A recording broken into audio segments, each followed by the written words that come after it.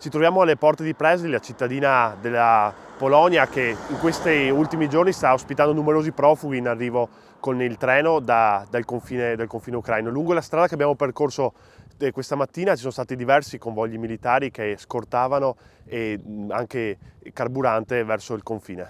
Ci troviamo all'interno della stazione ferroviaria, qui i profughi arrivano da Leopoli, dove con il treno scendono.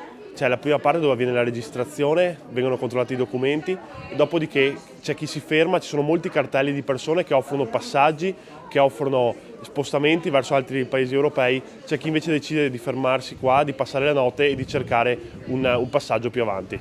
Negli ambienti all'interno della stazione i volontari si sono organizzati, stanno offrendo ai profughi cure mediche, pasti caldi, delle SIM card per telefonare a casa. Sono molte le persone che vediamo hanno passato la notte in questi corridoi, ci sono molte donne, bambini e comunque è grande l'aiuto del popolo polacco verso quello ucraino.